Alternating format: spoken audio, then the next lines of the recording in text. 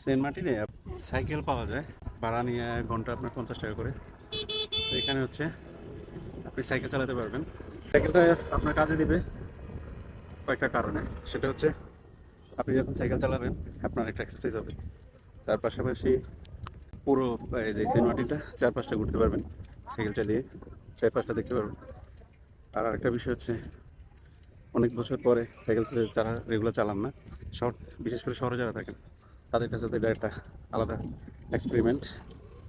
তো এই হলো বিষয়। কিন্তু অনেকে বাইক চালায়। আমি মনে করি যে কোনো আপনার ট্যুরিস্ট স্পটে বাইক চালানোটা ঠিক না। কারণ হচ্ছে গতকালকে আমাদের সামনে একটা বাচ্চা বাইকের সাথে বাড়ি খেয়ে পুরোপুরি পড়ে যায়।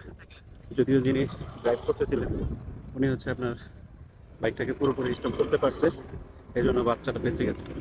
আদারওয়াইজ কিন্তু বাচ্চাটা মারা যেতে পারত। তো এই ধরনের স্পটে বাইক থাকা উচিত না। যদিও ব্যবসায়িক কারণে অনেকে বাইক ভাড়া দেয় এখানে। বাইকের ঘন্টা হচ্ছে আপনার 500 টাকা, ঠিক আছে। ওই বাইক পুরো সেন্ট মার্টিনটা ঘোরার জন্য অনেকে বাইক নেয় আর কি, ঠিক আছে।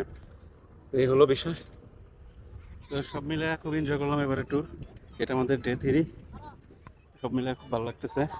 এর সামনের দিকে যদি ধরি তাহলে এই অবস্থা। ওকে, সবাই ভালো থাকেন, আল্লাহ হাফেজ।